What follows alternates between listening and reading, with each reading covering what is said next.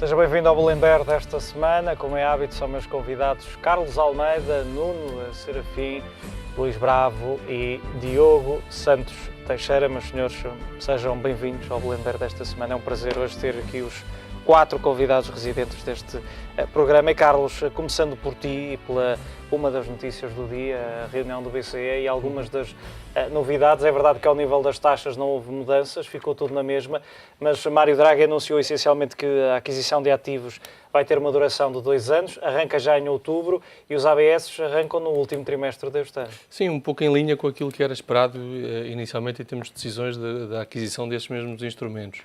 Obviamente que agora vamos aguardar por mais detalhes daquilo que será a implementação dessas mesmas medidas, mas a novidade maior é o facto de prolongar durante 2 anos aquilo que se pretende neste mesmo processo de aquisição de ativos, sendo que a grande preocupação do Banco Central Europeu neste momento é assegurar que os mecanismos de transmissão à própria economia, nomeadamente naquilo que é a redução das taxas de juros, sejam passadas para as empresas e para as famílias, uma vez que neste momento tudo aquilo que são as medidas que o BCE tem vindo a fazer, obviamente não estão a ter efeitos imediatos. E daí esta nova vaga de medidas, com a aquisição, que era aquilo um pouco que era esperado, diria que a grande novidade aqui, eventualmente, é o prazo de duração destas mesmas medidas, que vão durar cerca de 2 anos, e agora vão acompanhar todo este mecanismo de transmissão à economia e obviamente, continua como pano de fundo o cenário de o BCE avançar para outra compra de ativos, não apenas deste, de asset-backed securities nem de covered bonds, mas também de obrigações governamentais e, por que não, também dívida de empresas, porque é efetivamente aí que o mercado neste momento está a apontar, porque os dados da economia da zona euro são fracos, a inflação continua a baixar e, obviamente, que é necessário criar aqui maiores níveis de atividade económica na zona euro. E Nuno, a verdade é que também Draghi tem centrado muito o seu discurso nesses mesmos dados. Antes desta reunião, dizia mesmo a um jornal italiano que a zona euro enfrenta uma tarefa hercúlea para fomentar o crescimento e reduzir o desemprego, e deixou, também temos falado aqui ao longo dos últimos meses, deste duelo. Parece haver aqui uma espécie de batalha entre, por um lado, o BCE e, por outro lado, a frente alemã, e Mário Draghi a dizer já hoje que os países da zona euro, estou a citá-lo, devem se comportar mais como uma família e menos como negociantes. Claro, não, e vai ser difícil aquela facção mais germânica e que tem uma influência muito importante, por razões óbvias, na condução da política monetária do Banco Central Europeu, que aceite este tipo de medidas, porque de facto não são muito convencionais. Agora, também a verdade é que o Sr. Draghi, em termos racionais, tem razão. Todos estes sintomas que a economia revelou no último ano, em 2014, revelaram-se ser mais persistentes do que propriamente temporários. Estou a falar, nomeadamente, da taxa de inflação, em que em alguns países é negativa. É verdade que temos aqui o caso de Portugal e dos países que sofreram este processo de ajustamento por razões mais idiosincráticas do que outra coisa, mas a verdade é que, contextualmente, a conjuntura mesmo dos países mais core apresenta uma taxa de inflação muito pouco consentânea com aquilo que é esperado de uma economia robusta. Temos tido uma retoma muito irregular e, portanto, há que atuar. Os dados PMI também têm mostrado isso mesmo, essas dificuldades em voltar ao caminho do crescimento. Tivemos já esta semana, por exemplo, no caso alemão, abaixo da barreira dos 50 pontos, por exemplo. Exatamente, então, tivemos, ainda por cima, desde o verão, tivemos indicadores macroeconómicos não muito fortes, ou um bocadinho abaixo daquilo que era esperado. Tivemos os PMIs na Alemanha e Inglaterra um bocadinho abaixo, tivemos ontem já nos Estados Unidos os ASMs também ligeiramente abaixo. Temos fatores aqui geopolíticos que pensava-se que eram temporários e, em realidade, é que também estão mais persistentes do que era expectável. Estou a falar das tensões ucraniana da Ucrânia e da Rússia, na Síria e no Iraque, o Estado Islâmico. Agora também temos uma nova vaga, que é o ébola, que é, enfim, esta nuvem cinzenta que paira sobre o mundo, eventualmente uma epidemia, enfim, que possa afetar, embora não me parece que seja muito realista pensar isso, que possa afetar e possa provocar aqui, em termos económicos, alguma disrupção. E, portanto, há que atuar, e há que atuar com alguma veemência e utilizando ferramentas que até agora não tinham sido utilizadas. Agora, a verdade é que a tarefa de facto não se afigura fácil, porque o balanço do Banco Central Europeu, que em 2012 era cerca de 3 trilhões de euros, hoje em dia é de 2 trilhões, e portanto eu creio que este programa de compra de ativos tem como objetivo alargar a dimensão do balanço, normalmente até aos cerca de 3 trilhões, o que quer dizer que este programa de compra de ativos vai ter que, de uma forma ou de outra, injetar no mercado cerca de 1 trilhão. E até agora, os ativos, e ainda não sabemos de forma tão detalhada quanto isso, quais são os ativos, para além de covered bonds e de crédito hipotecário, não sabemos muito mais detalhes sobre isso. A verdade é que não existe estoque para fazer crescer o balanço do banco só através destas duas classes de ativos. E, portanto, eu creio que mais tarde ou mais cedo vamos ter um programa mais alargado de compra de ativos, como o Carlos disse, pode passar por compra de GOVs, de dívida pública europeia e de dívida de empresa.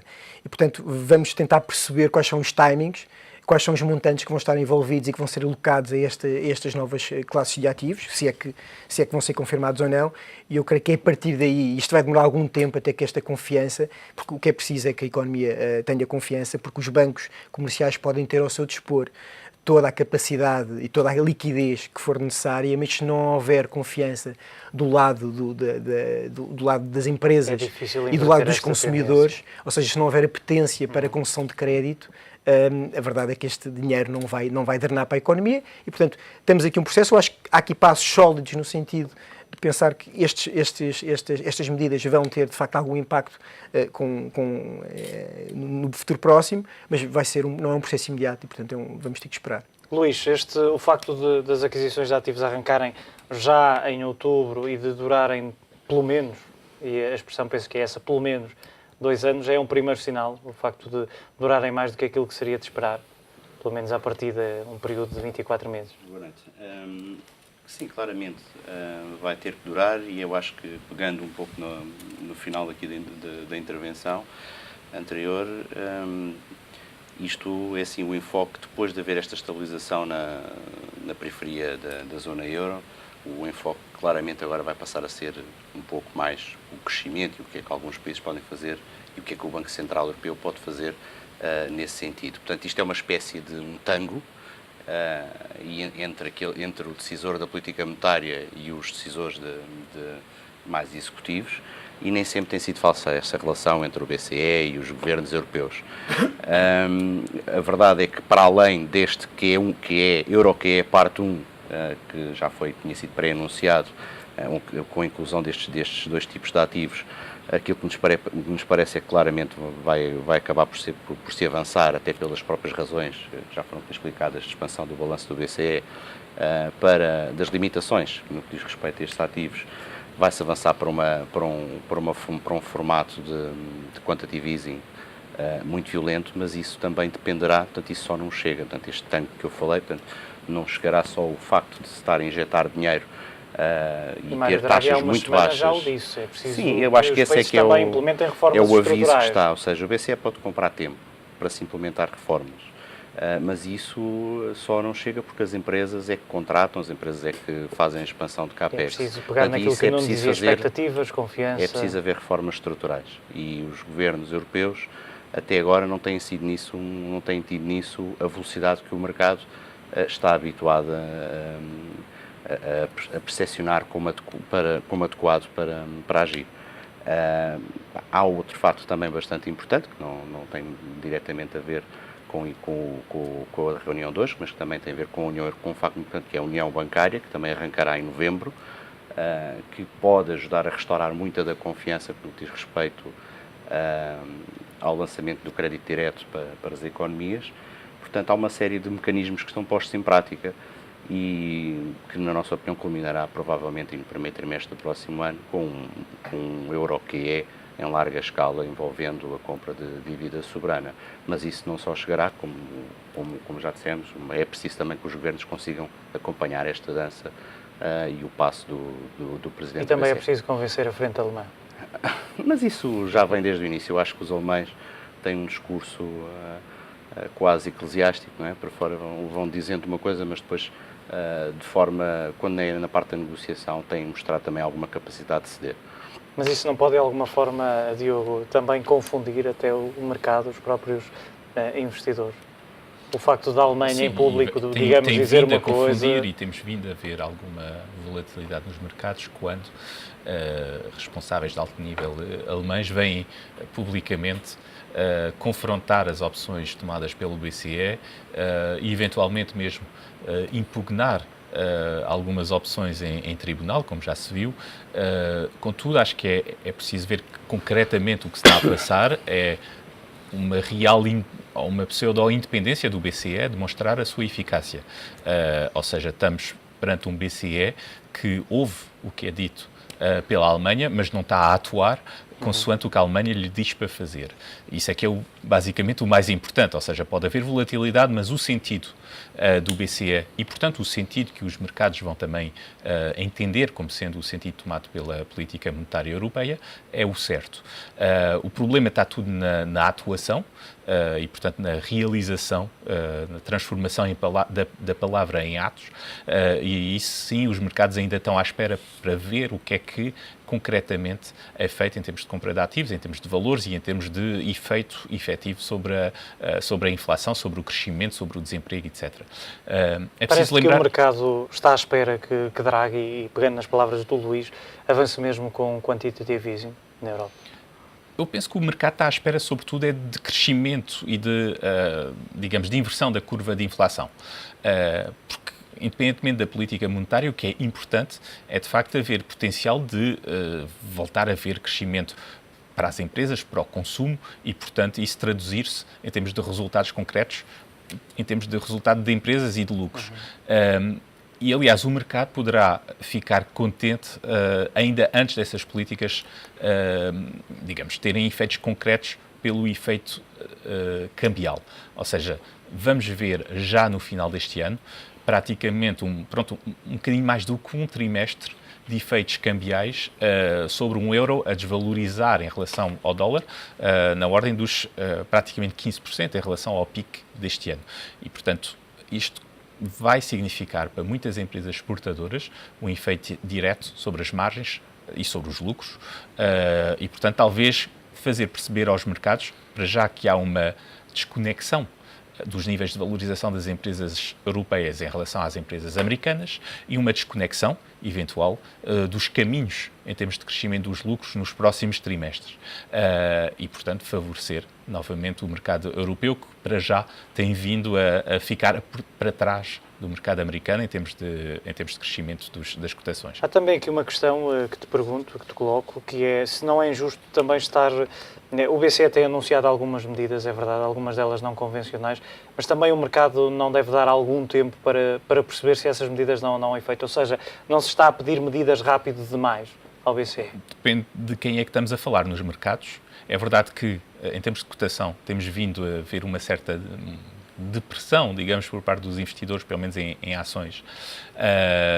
Mas se virmos o efeito cambial, se virmos o efeito em termos de taxas de juros, esse já demonstra que os mercados estão a perceber a vontade do BCE de atuar realmente e, portanto, de ter efeitos concretos sobre a economia.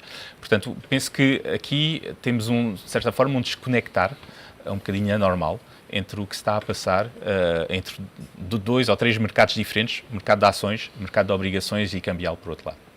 Carlos, o facto de termos aqui dois movimentos contrários, por um lado a Fed já a terminar o quantitative easing, por outro lado na Europa o BCE a iniciar, podemos dizer ainda numa fase embrionária do programa idêntico, traz estabilidade, ou seja, os opostos aqui acabam por estabilizar um pouco o mercado ou poderão aumentar as incertezas e as pressões? Em certa medida é preferível fazê-lo assim do que todos ao mesmo tempo. Pelo menos há aqui algum efeito de continuidade, de injeção, de expansão monetária, de injeção no sistema, nomeadamente no caso concreto na zona euro por parte do BCE. É preciso ver também que o próprio BCE, ao longo do tempo, enquanto que a Fed, o Banco do Japão e também o Banco de Inglaterra esteve a injetar de forma contínua liquidez no mercado, o BCE esteve claramente num momento contrário em que baixou significativamente o seu balanço de 3 trilhões para 2 trilhões de euros, o que é significativamente expressivo. Portanto, neste momento, o foco dos investidores, como dizíamos há pouco, era muito na questão da inflação, e é preciso também termos em consideração um aspecto que é, hoje em dia, no atual contexto, as pressões da inflação elas são mais provenientes daquilo que é a pressão a nível dos salários do que é propriamente na energia, que habitualmente ou historicamente tem sido, digamos, grandes fontes da inflação, quer a alimentação, quer a energia. Neste momento temos os preços alimentares e também os preços de energia num sentido descendente e não há pressão de salários. E é exatamente esta ausência de pressão nos salários, fruto também do desemprego, obviamente, elevado, que coloca mais dúvidas dos investidores como é que vamos evoluir no sentido da pressão dos preços, fruto também desse aumento dos salários. Daí também esta dificuldade que neste momento o Banco Central Europeu tem de injetar dinamismo na economia, reduzir a taxa de desemprego para criar maior nível de pressão a nível dos salários, dada a ausência de outros choques a nível de outras matérias-primas, nomeadamente da energia. Portanto, mas neste mesmo contexto em que temos, quer o Banco de Inglaterra também dá os primeiros passos. E já sinalizou a subida das taxas de juros. Exatamente. E a Fed, neste momento, o tema da Fed já não é o terminar, é quando é que começa a subida das taxas de juros. Obviamente que vai criar aqui alguns momentos de instabilidade nos mercados financeiros, mais fruto do cenário de subida das taxas de juros nos mercados norte-americanos, do que propriamente este retomar ou de um aumento da massa e da liquidez por parte do BCE. Portanto, eu creio que em certa medida, é necessário à Europa novas medidas não convencionais por parte do BCE. É certo que, já dissemos aqui, não é só com medidas de expansão monetária. Obviamente não poderemos equiparar aquilo que é uma expansão monetária numa união monetária ótima, ou como é o caso dos Estados Unidos, em que temos um governo, obviamente 50 Estados, mas uma única decisão orçamental. É uma pequena grande diferença entre estes dois grandes blocos. É a grande diferença, eu diria que essa é a grande diferença, e obviamente, há pouco falava o Luís na questão do tango, é preciso ver que quem vai colocando o volume dessa mesma música é a Alemanha. E obviamente é a Alemanha que vai controlando um pouco aquilo que é necessário fazer e repare-se aquela pressão que hoje, esta semana, assistimos entre a Alemanha e a França, obviamente dois países extremamente importantes, em que de um lado temos a França a pedir mais flexibilidade e do outro lado dizemos a Alemanha que não é esse o caminho. Portanto, é exatamente esta falta de coordenação a nível dos vários países que coloca, obviamente, entraves àquilo que é as palavras, aquilo que são as medidas de Mário Draghi. E daí esta situação um tanto ou quanto ambígua e, obviamente, que gera alguma inquietação. A expressão também de Draghi e da família, provavelmente nos Estados Unidos, os negociantes na zona euro.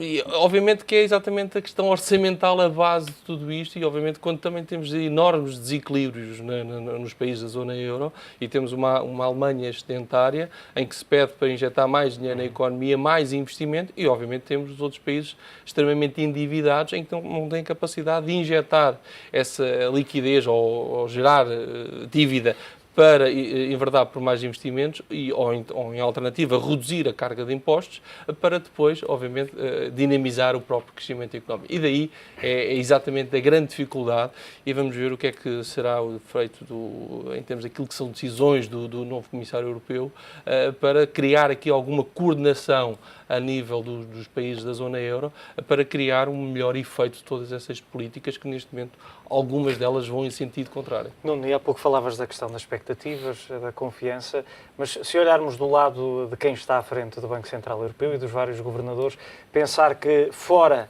da tabela que já foi apresentada resta apenas a compra de obrigações soberanas e de empresas, também levanta aqui um certo receio, porque quando olhas para o que já foi aplicado, e há também a questão do timing, poder ou não dar mais tempo para que as medidas surtam efeito, mas pensares que já só tens na manga mais um trunfo, também poderá levantar aqui algumas questões.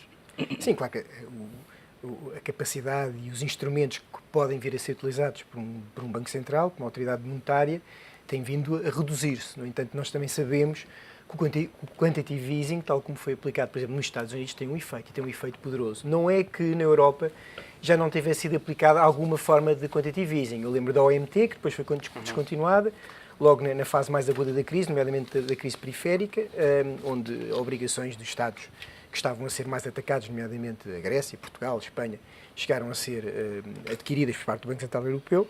Mas o próprio LTRO, o programa de LTRO, que também houve no início, é uma forma de quantitative easing, embora tenha havido, é uma forma diferente de quantitative easing relativamente ao quando comparado com o quantitative easing que foi implementado primeiro nos Estados Unidos, depois na Inglaterra e depois no Japão. Enquanto que, e é um problema técnico importante, enquanto que o quantitative easing dos Estados Unidos é um supply driven, ou seja, a Reserva Federal, a autoridade monetária, injeta liquidez sem perguntar aos agentes se querem essa liquidez ou não, ou se precisam dessa liquidez ou não. E o mesmo se passou em Inglaterra e o mesmo se passou no Japão, está-se a passar no Japão. Na Europa o que houve foi um quantitative easing mais contido, ou seja, foi demand-driven. O Banco Central Europeu pôs à disposição determinadas linhas de liquidez à disposição dos bancos, e os bancos tinham no seu discernimento a possibilidade de utilizar ou não essa liquidez. E, portanto, isto faz toda a diferença. O caso da TLTRO, a primeira, também criou aqui muitas expectativas antes e depois da primeira operação, o mercado ficou um pouco desiludido. E foi utilizado porque, se pomos à discricionariedade da banca comercial, dos bancos, a utilização dessas linhas de crédito ou não, eles só vão utilizar essas linhas de crédito se o Banco Central Europeu ou se o mercado lhes conferir algum carry gratuito, que não é o caso neste momento. Neste momento até temos outro problema técnico, que é como o Banco Central Europeu, na altura, a medida foi bem recebida, e nós até falámos aqui, discutimos várias vezes que podia ser uma possibilidade, que era ter taxas de depósito negativas, que é o caso. E de facto isso foi implementado e pareceu-me que bem feito. No entanto, acaba por ser contraproducente ter ou combinar taxas de depósito negativas no mecanismo do Banco Central, com um quantitative easing, porque estamos a injetar liquidez, estamos a oferecer liquidez aos bancos, e como os bancos não têm alternativa para drenar, ou não têm alternativa para pegar nessa liquidez que lhes é oferecida a uma taxa de juros muito baixa, mas não têm carry, e como a utilização dessa liquidez custa-lhes dinheiro, porque se eles não tiverem forma de drenar essa liquidez, eles são onerados pelo facto de parquear dinheiro junto do Banco Central Europeu, e mesmo vemos no Euribor, eu acho, hoje falava-se que os bancos estão muito preocupados com as Euribors negativas. Isso não é bem verdade. Existem de vez em quando algumas operações overnight com taxas negativas, mas na realidade isso não é assim tão preocupante. A verdade é que, como não está a ser dado um carry positivo aos bancos, ou pelo menos um carry positivo assim tão evidente como era há 2 anos, ou há 1 ano atrás, os bancos têm alguma relutância e foi o caso do LTRO, que foi posto à disposição há cerca de 2 semanas, que não teve grande apetência, não houve grande apetite por parte da banca em socorrer-se a essa liquidez. E, portanto, temos aqui algum problema técnico, conjugar taxas de depósito negativas. Nesta fase em que a economia e a retoma e a confiança ainda não existe, com uma disponibilidade de liquidez brutal no sistema, pode não ter um efeito para já imediato. Mas, de facto, este processo de confiança é um processo que demora algum tempo. Enfim, estamos agora também, isto é bastante importante, pela primeira vez desde 2008, em 2011 já aconteceu, mas os bancos centrais, as políticas monetárias estão a se tornar divergentes. Temos um pelotão que é liderado pela Reserva Federal e pelo Banco de Inglaterra, que de facto já começaram a sinalizar subidas de taxas de juros, e temos por outro lado outros bancos centrais que têm que ainda tomar medidas mais acomodativas e mais expansionistas, que é o caso do Banco Central Europeu, agora, de forma já relativamente tardia, e o Banco do Japão, no final do ano passado. Portanto, temos aqui alguma divergência ao qual não estávamos habituados. Nós tínhamos quase aprendido que os grandes blocos económicos deviam estar mais ou menos sincronizados ao nível da política monetária, e isto é uma novidade. E essa novidade, como o Carlos referiu, vai criar aqui alguma volatilidade até os agentes económicos se adaptarem a esta nova realidade, até os agentes económicos terem mais visibilidade de qual vão ser, porque nós sabemos que as taxas de juros irão subir, pelo menos nos Estados Unidos e em Inglaterra, mas não sabemos qual é o nível e qual vai ser o patamar. Todos os outros, quando entramos em novos ciclos de política de taxa de juros, sabíamos que as taxas iriam subir, 3, 4, 5%, havia patamares. Hoje em dia não há nenhum patamar porque não sabemos de facto qual é que é a consistência da retoma e a solidez do crescimento económico. Portanto, vão ser tempos interessantes, vai haver alguma volatilidade e, portanto, vamos ver e com alguma expectativa saber qual vai ser o sucesso com o Banco Central Europeu. Esperemos que tenha bastante sucesso na implementação destas medidas, porque a economia europeia precisa, de facto, de ter uma retoma e um crescimento bastante mais suportado e mais robusto. e já continuamos a analisar estas e outras questões. Para já fazemos um curto intervalo, não saia daí.